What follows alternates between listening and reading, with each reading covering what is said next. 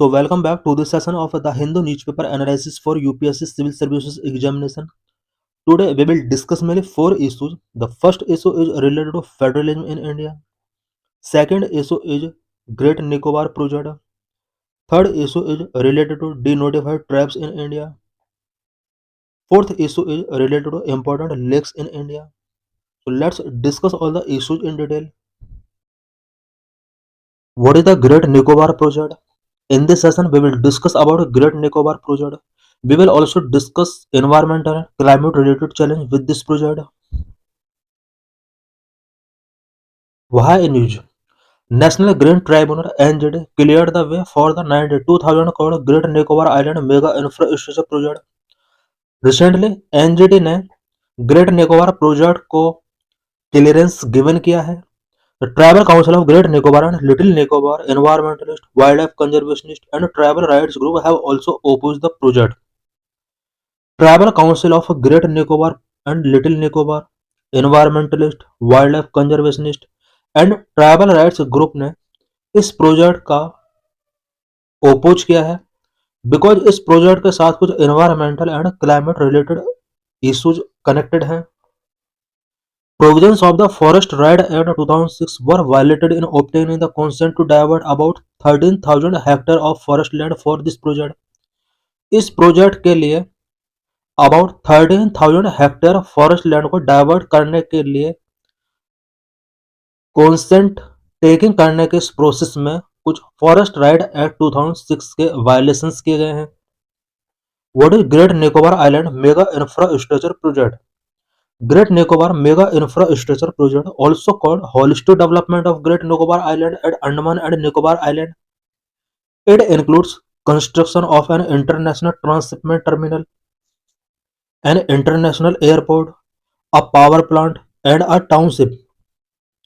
Great Nicobar Island Mega Infrastructure Project के अंदर mainly 4 project include किए गए हैं. International transshipment terminal, international airport, power plant और टाउनशिप, इन सभी का कंस्ट्रक्शन इस प्रोजेक्ट के अंदर किया जाएगा. The project is to be implemented by government undertaking called the Andaman and Nicobar island integrated development corporation ANIIDCO. इस प्रोजेक्ट को एक गवर्नमेंट अंडरटेकिंग के द्वारा इम्प्लीमेंट किया जाएगा. Andaman and Nicobar island integrated development corporation. What are the benefit of this project? इस project के क्या क्या बेनिफिट होंगे?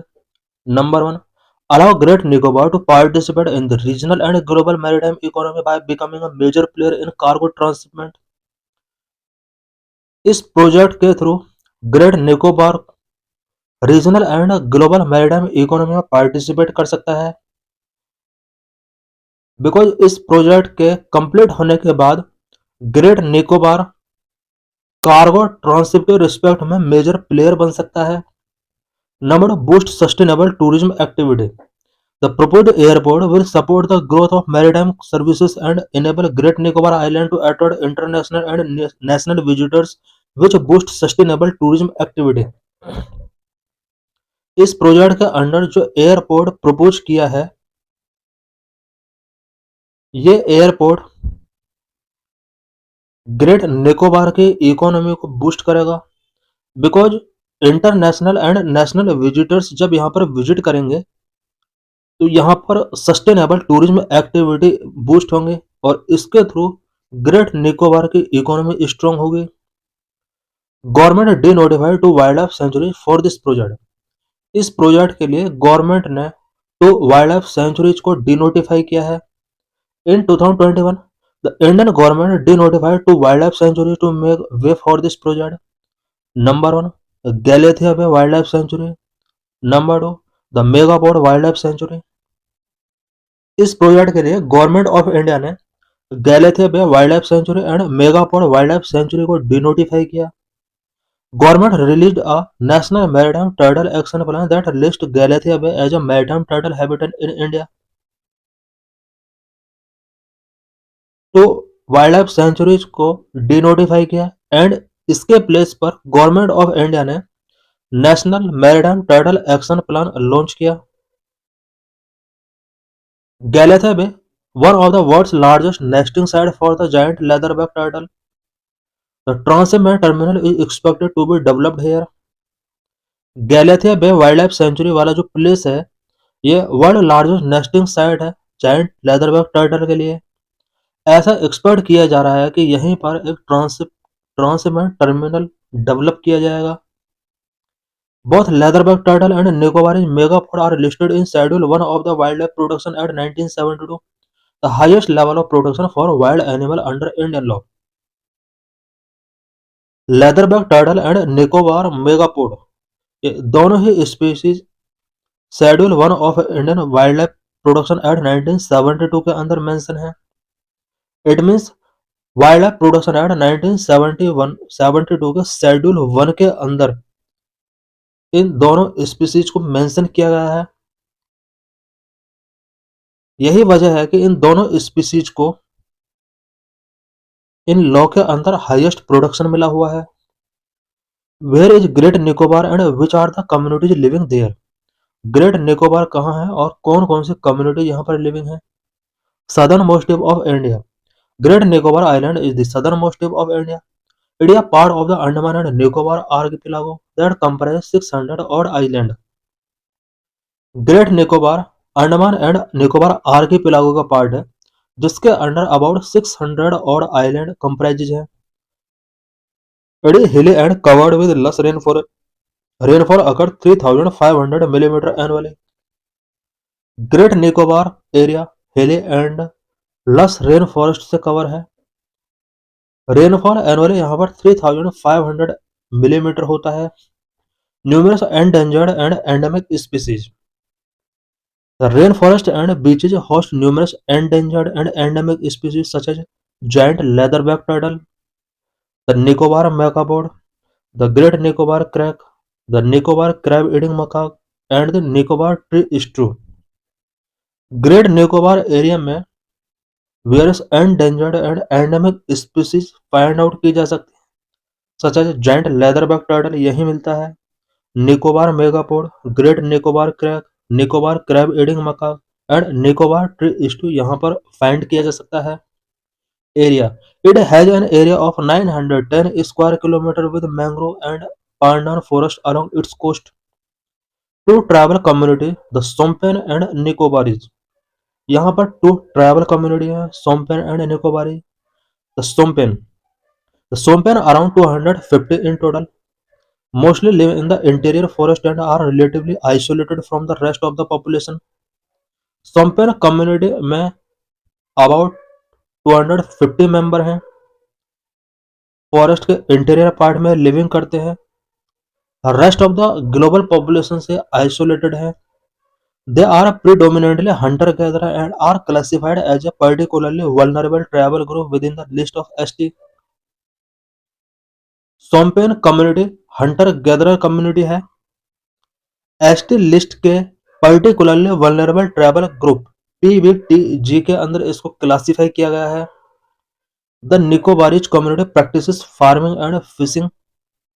It has two groups, the great Nicobarese around 450, little Nicobarese around 850। Nicobarese community farming and fishing practice करते हैं। इसके अंडर मेनली टू ग्रुप है, great Nicobarese जिनका नंबर 450 है एंड लिटिल निकोबारीज जिनका नंबर अबाउट 850 है। Why is there opposition of this Nicobar project? इस project का ओपोजिशन क्यों किया जा रहा है? Number 1, it is criticise for it's ecological cost and for potential violation of tribal rights. इस प्रोजेक्ट का इकोलॉजिकल कॉस्ट बहुत ज़्यादा है एंड ट्राइबल राइट्स का वायलेशन इस प्रोजेक्ट के लिए किया गया है। Number 2, felling of trees and forest. The project requires the diversion of about 130 square kilometer of forest land and the felling of around 10 lakh trees. इस प्रोजेक्ट के लिए about 130 square kilometre forest land को diverge किया है, साथ ही about 10 lakh trees को इस project के थ्रू फेल किया जाएगा। Number 3, threat of infectious disease. As Shompen have little contact with the outside world, They have not yet developed immunity to infectious disease. Shompen community का आउटसाइड द वर्ल्ड कनेक्शन बहुत ही little है। Infectious disease से fight करने के लिए इनके पास इम्यूनिटी नहीं है। Number 1, this project have not assessed earthquake risk. इस प्रोजेक्ट से पहले अर्थक्वेक रिस्क को असेस नहीं किया गया। The Andaman and Nicobar archipelago is located in the Ring of Fire, a seismically active region that experiences several earthquakes throughout the year. Andaman and Nicobar archipelago ring of fire पर located है, जो कि एक seismically active region है। Throughout the year यहाँ पर several earthquake experience किए जाते हैं। According to some estimates, the region has experience close to 500 quake of varying magnitude in the last decade. एक एस्टिमेट के according Andaman and Nicobar archipelago में last decade में about 500 quake experience किए गए। This area is in category 5, the geographical zone with the most seismic hazard. ये area category 5 में लाई करता है, जो कि अर्थक्वेक के रिस्पेक्ट में काफी डेंजरस एरिया हो सकता है। In this session, we will discuss about federalism in India. We will also discuss various issues and challenges before Indian federalism. What is federalism? Federalism is a system of government where power is constitutionally divided between a central authority and constituent units like states. Federalism एक system of government है जहां पर power central और states के between constitutionally divide की जाती है। Term federalism is never explicitly used in the Constitution of India. Article 1 describes India as a union of states. Federalism word constitution में mention नहीं किया गया है, ओनली आर्टिकल 1 के अंदर यूनियन ऑफ स्टेट मेंशन किया गया है। Constitutional provisions and doctrines of federalism. Federalism से रिलेटेड कॉन्स्टिट्यूशनल प्रोविजंस क्या है, फेडरलिज्म का डॉक्ट्राइन क्या है। Article 246 7th schedule list 1, 2 and 3। Constitution का आर्टिकल 246 के अंदर 7th शेड्यूल से रिलेटेड प्रोविजन किए गए हैं। 7th शेड्यूल के अंदर लिस्ट 1, 2 एंड 3 प्रोविजन किए गए हैं, जिसके अंदर लेजिस्लेटिव पावर्स का division union list, state list and concurrent list के अंडर किया गया है। Article 263 inter state council for coordination. Article 263 के अंडर इंटर स्टेट काउंसिल का प्रोविजन किया गया है, जो कि इंडियन फेडरलिज्म को स्ट्रेंथ करते हैं। Basic structure doctrine. The supreme court declared that federalism is a part of basic structure of constitution, limiting the misuse of article 356। SR Bommai case के अंडर सुप्रीम कोर्ट ने बेसिक स्ट्रक्चर डॉक्ट्राइन का principal given किया। इस judgement के अंदर supreme court ने declare किया कि फेडरलिज्म इंडियन कॉन्स्टिट्यूशन के बेसिक स्ट्रक्चर का पार्ट है। इट मीन्स आर्टिकल 356 के अंडर जो प्रेसिडेंट रूल इम्पोज किया जाता है किसी भी स्टेट के अंदर, उसके मिसयूज को लिमिट करता है। Nature of Indian federalism. Indian federalism is characterized as quasi-federalism, a term coined by K.C. Ware. Indian federalism quasi-federal है। Quasi-federal term K.C. Ware के द्वारा कॉइन किया गया। It means it is federal in form but unitary in spirit. Quasi-federal means Indian federalism form में federal है but spirit में unitary है। Key features of Indian federalism: Union of states, division of power, dual polity, independent judiciary, written and rigid constitution, bicameralism. Union of state. Article 1 defines India as a union of state and the term federation is not mentioned in the constitution. Constitution के article 1 के अंदर India को union of state के तौर पर define किया गया है। टर्म फेडरेशन इंडियन कॉन्स्टिट्यूशन में मेंशन नहीं है। Division of powers.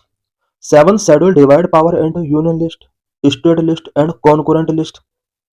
Seventh schedule power को union list, state list and concurrent list में डिवाइड करता है। Dual polity structure include central and state government, independent judiciary, supreme court acting as the arbitrator of the disputes. State and centre के between अगर कोई dispute होता है, इस dispute के रेजोल्यूशन के लिए सुप्रीम कोर्ट एक आर्बिटर के तौर पर एक्ट करता है। Written and rigid constitution the supreme law dictated powers provisions related to federalism require special majority and state ratification to amend.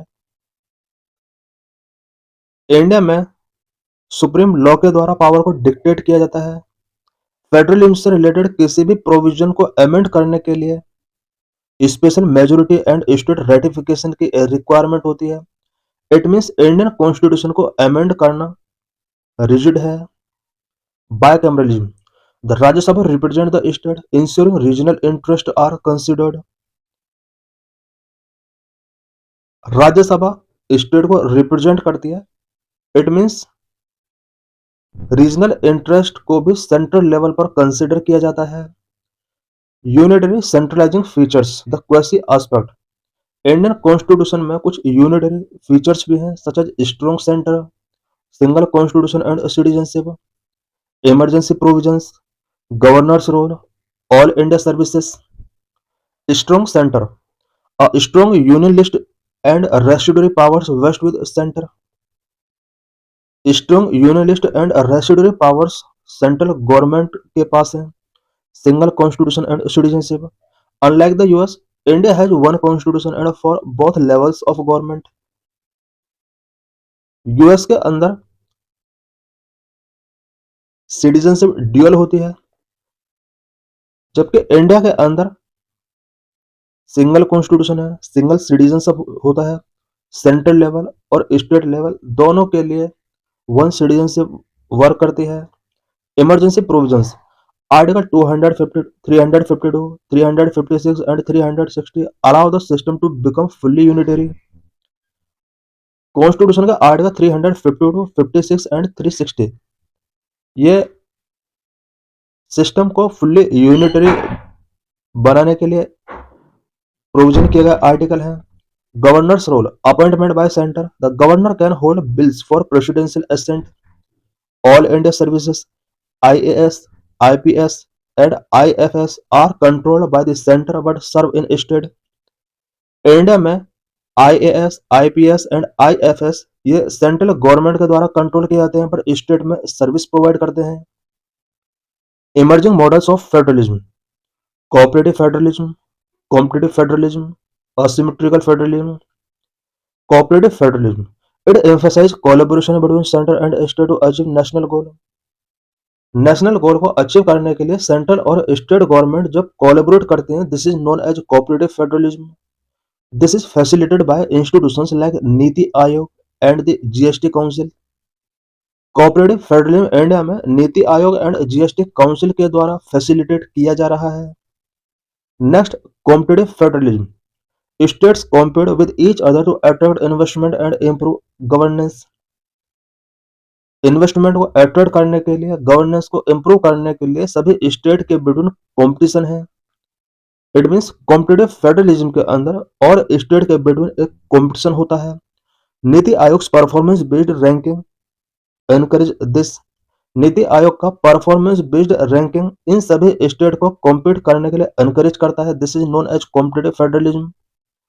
Asymmetrical federalism grant special provisions to certain states based on historical और cultural needs। Historical और cultural needs के base पर certain states को special provision के under grants given किए जाते हैं। For example article 371 to 371 J for state like Nagaland and Maharashtra.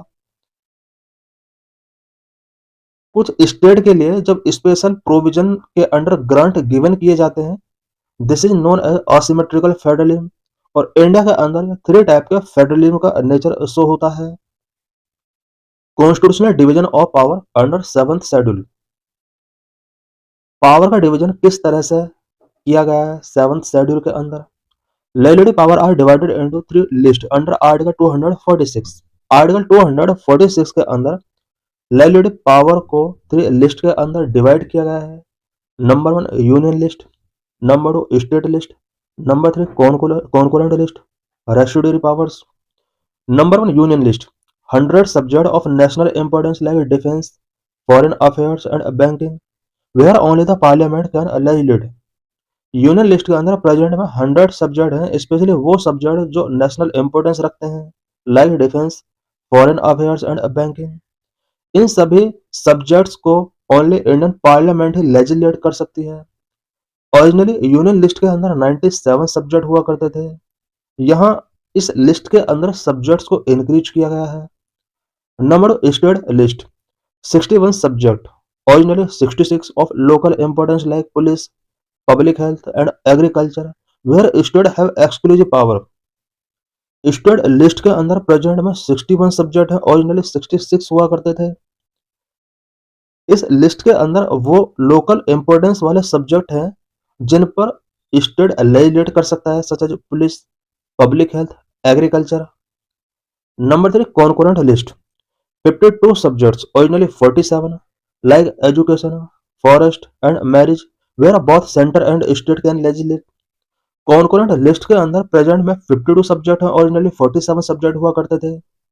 इस लिस्ट के अंदर वो सब्जेक्ट हैं जिस पर सेंट्रल और स्टेट गवर्नमेंट दोनों ही लेजिस्लेशन मेकिंग कर सकते हैं, such as education, forest and marriage. In case of conflict central law prevail. Central और स्टेट लॉ को लेकर किसी सब्जेक्ट के रिस्पेक्ट में कोई कॉन्फ्लिक्ट होता है, देन सेंट्रल लॉ प्रिवेल होगा। आर्टिकल 254 के अंदर मेंशन किया गया है। Residuary powers, powers on subject not mentioned in any list vest with the centre. Article 248।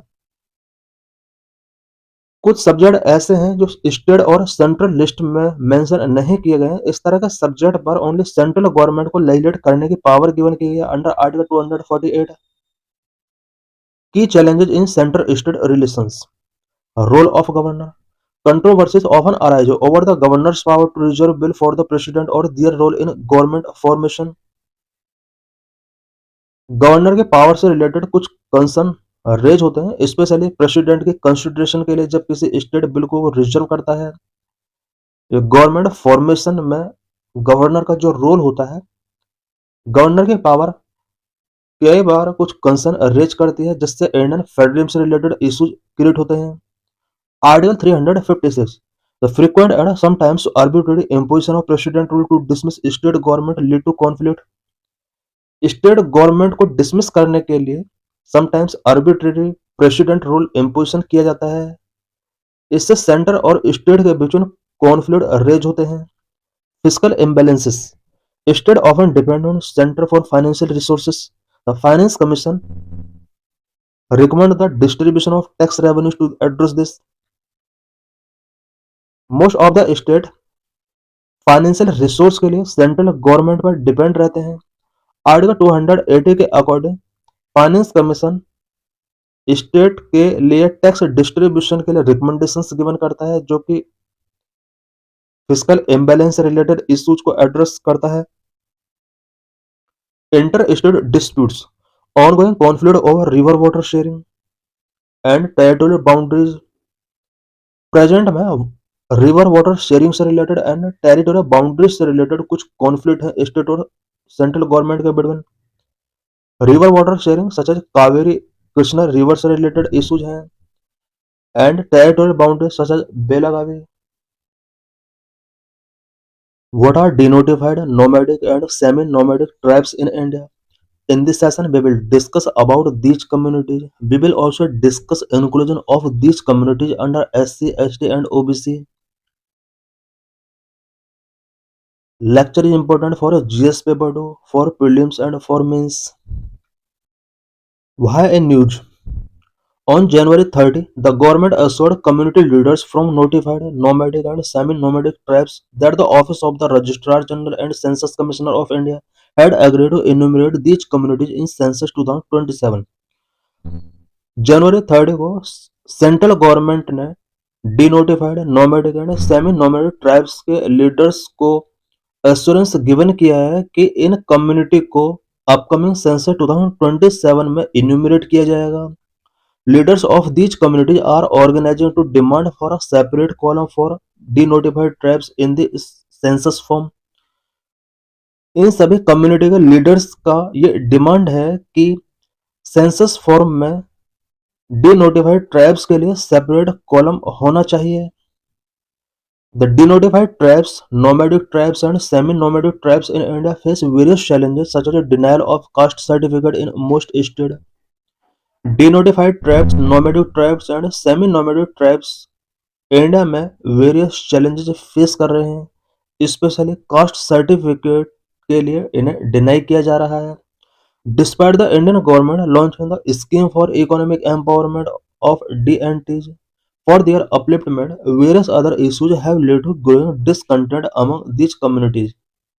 Indian government ने डिनोटिफाइड ट्राइब्स के अपलिफ्टमेंट के लिए scheme for economic empowerment of DNT it mean seed scheme launch किया है। इसके बाद भी इन community के पीपल के अंदर जो डिसकंटेंट है वो कंटिन्यू ग्रो हो रहा है। Who are denotified tribes, nomadic tribes and semi-nomadic tribes? Denotified tribes are communities that were once classified under the Criminal Tribal Act 1871 implemented by the British government. Denotified tribe communities वो communities हैं जो British government के during criminal tribal act 1871 के अंदर classify किए गए थे। Denotified in 1952. These communities were denotified after abolition of Criminal Tribal Act 1871 by the Government of India in 1952. 1952 में गवर्नमेंट ऑफ इंडिया के द्वारा क्रिमिनल ट्राइबल एक्ट 1871 के अंदर क्लासिफाई किए गए इन कम्युनिटीज को डिक्लासिफाई कर दिया जाता है। स्पेशली क्रिमिनल ट्राइब्स एक्ट 1871 को इंडियन गवर्नमेंट के द्वारा अबोलिश कर दिया जाता है और इस तरह से इन कम्युनिटीज को यहाँ पर डिक्लासिफाई कर दिया जाता है। Nomadic and semi nomadic communities, some of these communities which were listed as denotified were also nomadic and semi nomadic. जिन कम्युनिटीज को 1952 में डिनोटिफाई किया गया, इन कम्युनिटीज में कुछ community nomadic and semi nomadic community थी। Nomadic and semi-nomadic communities were who move from one place to another all the time. ये वो कम्युनिटीज होती हैं जो one place to another move करती हैं। Communities included in denotified tribes. Denotified tribes comprises various communities, each with unique cultural practices, language and socio-economic conditions. Denotified tribes के अंदर various communities include हैं, स्पेशली जिनका unique cultural practices, language and socio economic condition है। Community include Nat, Pardi, Kanjar and Sapera. Denotified communities के अंदर specially कुछ communities such as Nat, Pardi, Kanjar and Sapera include है because इन कम्युनिटीज का कल्चरल प्रैक्टिसेस यूनिक है, लैंग्वेज यूनिक है, socio economic conditions other people के कंपेयर में डिफरेंट है। While most DNTs are included in SC, ST and OBC categories, but some are not covered. ज़्यादातर DNTs SC, ST and OBC community के अंदर covered हैं, but कुछ ऐसी communities हैं जिन्हें SC, ST, OBC के अंदर इंक्लूड नहीं किया गया है। Total denotified tribes about 150. Nomadic tribe population about 500 distinct communities. Total population of DNTs, NTs and SNTs in India about 10% of the Indian population. Largest nomadic population in the world in South Asia. Major communities commissions for DNTs, NTs and SNTs communities. Denotified tribes, nomadic tribes and semi-nomadic tribes communities के लिए कुछ committees and commissions time to time constitute की गई, such as number 1 the criminal tribes inquiry committee 1947 constituted in United Province UP. Next Ananthasayanam Ayyangar committee 1949 constituted in 1949। Criminal Travel Act 1871 was repealed based on the recommendation of this committee. 1949 में Iyengar committee establish की जाती है। इस Iyengar committee के recommendation के base पर ही criminal tribal act 1871 को repeal किया गया। Kaka Kalelkar commission 1953, also known first OBC commission, BP Mandal commission 1980, Renke commission 2005. The commission had estimated their population to be around 10 to 12 crore at their time. The aided commission of 2017 identified a total 1,526 DNTs, NTs and SNTs communities. Major challenges faced by denotified tribes, nomadic tribes and semi-nomadic tribes. In communities के द्वारा major challenges क्या क्या face किए जा रहे हैं? Number 1, historical injustice. Number 2, unclassified communities. Number 3, implementation gap. Number 4, lack of representation. Number 1, historical injustice. Historical injustice के अंदर हम कुछ माइनर प्रॉब्लम्स क्या क्या फेस कर रहे हैं उससे रिलेटेड डिस्कस करेंगे, such as labeled criminal tribes under the Criminal Tribe Act 1871. During British rule, these tribes were labeled criminal tribes under the Criminal Tribes Act 1871, stigmatizing them for generations.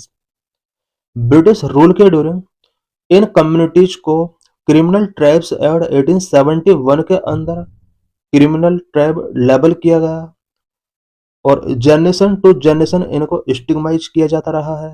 Stigma persist despite being denotified in year 1952, the stigma persists, impacting their social and economic inclusion. 1952 में criminal tribe act 1871 से इनको denotified करने के बाद भी social and economic inclusion अभी भी इनका चैलेंजिंग बना हुआ है। स्टिग्मा अभी भी परसिस्ट है। Lack of access to private land और home ownership. Historically, denotified tribes and nomadic tribes never had access to private land or home ownership. Historically, denotified tribes and nomadic tribes in community के people को private land तक access and home ownership इन्हें given नहीं किया गया है। Number unclassified communities. About 269 communities are still unclassified. The Aided Commission of 2017 identified a total of about 1,526 DNTs, NTs, and SNTs communities. Out of these, 269 communities are still unclassified under the categories of either SC, ST, or OBC. Aided Commission 2017 के according India में denotified, nomadic and semi nomadic tribes की about 1526 communities हैं। इन communities में से ज्यादातर community SC, ST, OBC के अंदर include की गई हैं, बट 269 कम्युनिटी ऐसी हैं जिन्हें SC, ST एंड OBC के अंदर कैटेगराइज नहीं किया गया है। Unable to obtain caste certificate. These communities are unable to obtain caste certificates, limiting their access to welfare scheme. In communities का कास्ट सर्टिफिकेट नहीं बन पा रहा है जिससे वेलफेयर स्कीम्स इनके लिए लिमिट हो रही हैं। Lack basic identity recognition. Several estimate suggest that their population is over 25 crore, yet many lack basic identity recognitions. Several estimate suggest करते हैं कि इनकी पॉपुलेशन प्रेजेंट में 25 करोड़ तक इंक्रीज हो चुकी है, बट बेसिक आइडेंटिटी रिकॉग्निशन का लैक इनके लिए अभी भी है। Number 3, implementation gap. Recommendations of the Audit Commission, including a permanent commission and caste census inclusion, still remain unaddressed. Audit Commission ने रिकमेंडेशन किया कि इन कम्युनिटी के पीपल के लिए परमानेंट कमीशन होना चाहिए, कास्ट सेंसस के अंदर इनका इंक्लूजन होना चाहिए, बट ये रिकमेंडेशंस अभी भी अनएड्रेस्ड हैं। Number 4, lack of representation. There is lack of leadership position of DNTs communities in the Union Government's Development and Welfare Board for DNTs, SNTs and NTs.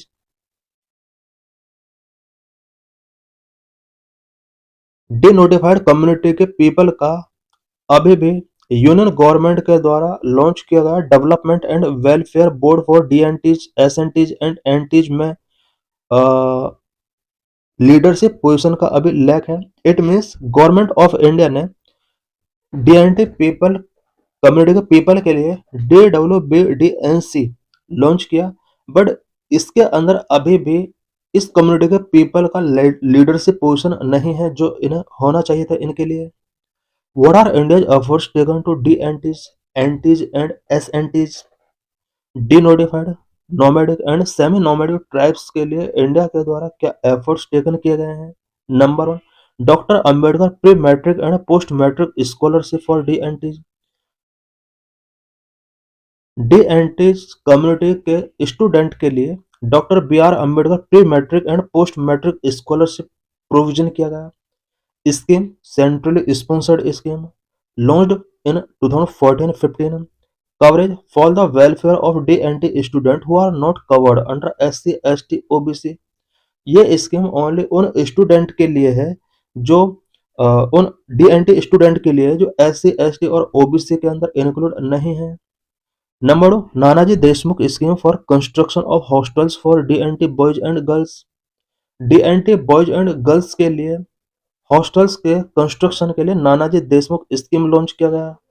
Scheme centrally sponsored scheme launched in 2014-15, implemented through state government, UTG administration, central university। Coverage scheme is to DNT student who do not fall under the categories of SC, ST और OBC। ये scheme भी उन student के लिए है जो SC, ST और OBC category के अंदर इंक्लूड नहीं किए गए। Setup development and welfare board for D notified nomadic and semi nomadic community DWBNDNC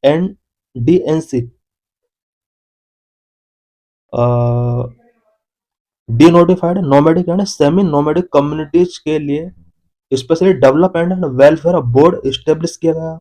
government set up the DWBNDC under the ministry of social justice and empowerment instead of establishing a permanent commission for D notified tribes. Government of India ने इन community के people के development के लिए empowerment के लिए specially ministry of social justice and empowerment ने DWBDNC setup किया। Government of India ने परमानेंट कमीशन इनके लिए इस्टेब्लिश इसलिए नहीं किया बिकॉज SC ST OBC के लिए अलग से नेशनल लेवल पर कमीशन है। DNTs के लिए सेपरेट कमीशन अगर बना दिया जाए तो ये इन सभी कमीशंस के बिटवीन कॉन्फ्लिक्ट हो सकता है। Idate commission 2014 established in 2014 under the leadership of Bhiko Ramji Aided, mandated to recognize those excluded from SC, ST and OBC categories and recommend welfare measures for their well-being। Various recommendations of Aided Commission 2014। Number 1, create a permanent commission for the DNT, SNTs and NTs। Idate commission ने recommend किया कि denotified communities and nomadic tribes and semi nomadic tribes के लिए एक permanent commission होना चाहिए। Number 2, include individual not identified in the SC ST OBC list to the OBC category. Number 3, form a distinct separate for welfare of these communities in state with their large populations। Number 4, conduct a deep survey of DNT families to determine their estimated numbers and distribution। Number 5, enhance legal and constitutional safeguard by incorporating a third schedule into the SC ST Prevention of Atrocities Act 1989 to prevent atrocities and restore the feeling of security among the member of community। Idate commission ने ये भी recommendations given किए कि DNT communities के अंदर security feeling को enhance करने के लिए एट्रोसिटी से प्रिवेंट करने के लिए SC ST एक्ट 1989 के अंदर थर्ड शेड्यूल में इनको इंक्लूड किया जाना चाहिए। What is seed? Scheme for economic empowerment of denotified communities के इकोनॉमिक एम्पावरमेंट के लिए स्कीम है। Scheme for economic empowerment of denotified nomadic and semi nomadic communities launched by Ministry of Social Justice and Empowerment in February 2022। Seed scheme 2022 में ministry of social justice and empower के द्वारा launch किया गया। Aim and component of seed scheme. Number one, to provide free competitive exam coaching to these students for civil services, professional courses like medicine, engineering, MBA, etc. SEED scheme के under denotified communities के people के लिए competitive exam coaching free of cost provide कराना, professional course like medicine, engineering and MBA से related free of cost इन्हें coaching provide करना इसका main objective है। Number 2, to provide health insurance to families and to provide financial assistance for housing. Number 3, livelihood through state and national rural livelihood mission. Number 4, land and housing construction through PM Awas Yojana. Number 5, health insurance through PM Jan Arogya Yojana. The DWBDNC has been tasked with the implementation of this scheme. इस scheme के implementation के लिए DWBDNC को task given किया गया। This is PYQ related to this article. This is means related question. In this session, we will discuss about lakes in India, various types of lake such as freshwater lake, saltwater lake, artificial lake, glacial lake. We will also discuss significance of lakes in India. Why in news? The Jammu and Kashmir government has introduced conservation strategy plan for Dal Lake, allowing dwellers to remain within the lake ecosystem. Recently, Jammu and Kashmir government ने Dal lake से related conservation strategy plan introduce किया है। About Dal lake location, India mid altitude urban fresh water lake located in Srinagar Jammu and Kashmir. Dal lake mid altitude urban fresh water lake है जो कि Srinagar Jammu and Kashmir में located है, surrounded by the Pir Panjal mountain. Dull lake Pir Panjal mountain से surrounded है। Significance, it is integral to tourism and recreation in Kashmir and is named the jewel in the crown of the Kashmir and Srinagar's jewel. Dal lake significance रखती है because Kashmir में recreation के लिए and tourism के लिए ये lake integral है। इस लेक को अदर नेम से भी जाना जाता है such as jewel in the crown of Kashmir and Srinagar's jewel. It is one of the world's largest natural lake and also known as the lake of flowers. Dal lake world's largest natural lake है। Lake of flower के name से भी इसको जाना जाता है। Area about 822 square kilometre. River connected. The lake gets its water mainly from the Talbal stream. This stream flow from the Jhelum river. Dal lake को Telbal stream से वाटर मिलता है। ये स्ट्रीम झेलम रिवर के साथ कनेक्ट है। Temperature during the winter season the temperature sometimes reaches -11 degree Celsius, freezing the lake. Winter season में Dal lake का टेम्परेचर समटाइम्स -11 डिग्री सेल्सियस तक रीच होता है। इस टाइम पीरियड के ड्यूरिंग लेक फ्रीजिंग हो जाती है। Wetland, the wetland is divided into 4 basins, Gagribal, Lokut Dal, Bod Dal and Nagin. Dal lake के आसपास जो भी वेटलैंड है इट मीन्स ये पूरा लेक वेटलैंड भी मेकिंग करता है। वेटलैंड मेनली 4 बेसिन्स में डिवाइड है, Gagribal, Lokut Dal, Bod Dal and Nagin. Lokut Dal and Bod Dal each have an island in the center known as Ropelank and Sonalank respectively. Lokut Dal and Bod Dal ये जो वेटलैंड है इन वेटलैंड सेंटर में आइलैंड है which is known as Ropelank and Sonalank. Floating gardens locally known as Rad are spectacular highlight of the lake. Dal lake के अंदर floating gardens भी हैं locally known as Rad. These are patches of land that float on the water. Farmers grow vegetables and flowers on them. Floating gardens land के कुछ patches हैं जो कि water में फ्लोट करते रहते हैं। फार्मर्स इन पैचेज पर वेजिटेबल्स एंड फ्लावर्स ग्रो करते हैं। Floating market, Dal lake is also popular for the floating market where vendors have their own shikaras, wooden boats and approach tourist. Dal lake floating market के लिए भी पॉपुलर है यहाँ पर वेंडर्स अपने शिकाराज और वुडन बोट्स पर थिंग्स का सेलिंग करते हैं। टूरिस्ट भी यहाँ पर इसीलिए आते हैं। The shoreline of the lake is encompassed by boulevard lines with Mughal era garden, parks, houseboat and hotels.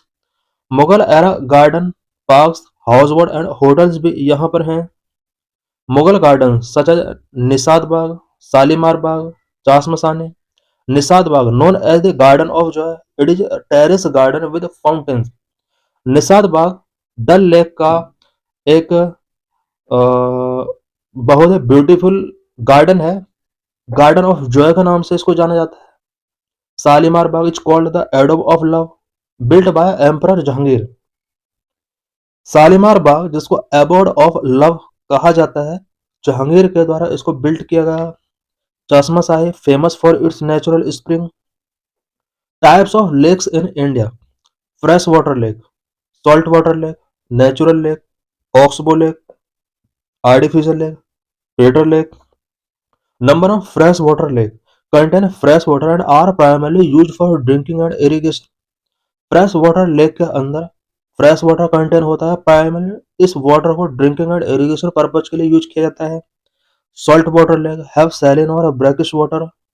Natural lake formed naturally due to tectonic movement, glacial activities और river meanderings. Natural lake tectonic plate में movement की वजह से naturally formed होती है। Glacial activities की वजह से भी फॉर्म हो सकती हैं। Oxbow lake, these are found when a river changes its course and leaves behind a lake in the shape of a crescent. Artificial lake created by human activities such as dam construction. Crater lakes formed due to volcanic eruptions or meteoroids impacts. Crater lake meteoroid impacts की वजह से या volcanic eruption की वजह से form होती हैं। Top and largest lake in India: Vembanad lake in Kerala, ये फ्रेश वाटर लेक है। चिल्का लेक ओडिशा में है, ब्रैकिश वाटर लेक है। शिवाजी सागर लेक महाराष्ट्र में आर्टिफिशियल लेक है। इंदिरा सागर लेक मध्य प्रदेश में आर्टिफिशियल लेक है। पेंगोंग लेक लद्दाख में ब्रैकिश वाटर लेक है। पुलिकट लेक आंध्र प्रदेश में ब्रैकिश वाटर लेक है। सरदार सरोवर लेक गुजरात में आर्टिफिशियल लेक है। नागार्जुन सागर लेक तेलंगाना में आर्टिफिशियल लेक है। लोकटक लेक मणिपुर में फ्रेश वाटर लेक है। वुलर लेक जम्मू एंड कश्मीर में फ्रेश वाटर लेक है। State wise list of important lakes in India: Andhra Pradesh में Pulicat lake, Kolleru lake. Assam Haflong lake, Deepor Beel. Bihar में कांवर लेक। गुजरात में हेमिसार लेक, कांकरिया लेक। हरियाणा में बैडाल लेक, ब्रह्मा सरोवर। हिमाचल प्रदेश में चंद्रताल, महाराणा प्रताप सागर। जम्मू एंड कश्मीर में डल लेक, वुलर लेक। कर्नाटक में आगर लेक, उलसूर लेक। केरला में Vembanad lake and सस्तामकोटा lake. Madhya Pradesh में भोजतल लेक। महाराष्ट्र में शिवसागर लेक। मणिपुर में लोकटक लेक। मेघालय में Umiam lake. Mizoram Tamdil. Odisha Chilka lake. Punjab Harike Kanjli. Rajasthan Sambhar lake. Sikkim Tsomgo lake. Tamil Nadu Kaliveli lake. Telangana Hussain Sagar. UP Govind Ballabh Pant Sagar, Bela Sagar. Uttarakhand Bhimtal. Salt water lakes in India: India में सॉल्ट वाटर लेक कौन कौन सा है? Sambhar lake in Rajasthan, the largest inland salt water lake in India. Chilka lake in Odisha, the largest brackish water lake in India. Chilka lake India की largest salt water lake है। Pulicat lake Andhra Pradesh, second largest brackish water lake in India. Lonar lake Maharashtra, found by a meteor impact, ये lake meteor impact की वजह से form हुए। Facts about lakes in India: largest lake in India 2026, Vembanad lake located in Kerala, area about 2,300 square kilometer, different name in various regions. Vembanad Lake in Kottayam, Punnamada Lake in Alapuzha, Koji Lake in Kochi. State has the most lake in India. Tamil Nadu, about 13,629 lakes Tamil Nadu के अंदर है। City of lakes in India, Udaipur, Rajasthan. Lake Pichola build in 1362 AD। ये कुछ lake हैं जो उदयपुर में है, such as lake Pichola, Fateh Sagar lake, Jaisamand lake, Udai Sagar lake. Lake Pichola built in 1362 AD, Fateh Sagar Lake, a scenic lake surrounded by hills and offering boat rides. Jaisamand lake, one of the largest artificial lake in Asia, ये Asia की largest artificial lake है। Udai Sagar lake was constructed by Maharana Udai Singh, the founder of Udaipur. Largest salt water lake in India, founded in regions with low rainfall and high evaporation rate. Salt water lake उस area में find out की जाती है जहां पर rainfall लो होता है ना, इवेपोरेशन रेट हाई होता है। For example Sambhar lake in Rajasthan, Rajasthan की Sambhar lake largest salt water lake है। Largest fresh water lake in India, Wular lake in Jammu and Kashmir. Wular lake largest fresh water lake है, but natural fresh water lake Dal lake है। Lake found by meteors in India, कुछ lake India में meteors के द्वारा भी form की गई है, such as Lonar lake in Maharashtra. It was created approximately 52,000 years ago when a meteorite struck the Earth's surface. It is now a designated national geoheritage monument and attracts geologists and tourists alike. Importance of lakes in India. Lakes in India are not only a source of natural beauty but also offer numerous economic and ecological benefits. India में lakes only natural beauty का source नहीं है, but ये numerous economic and ecological benefit भी provide करता है, such as number 1 water supply, lakes provide drinking water and irrigation. Number 2 biodiversity conservation, they support aquatic ecosystem and migratory birds. Number 3 tourism, many lakes attract tourist that boost local economies. Number 4 flood control, lakes act as reservoir regulating water flow. Number 5 livelihood support, fishing and related activities offer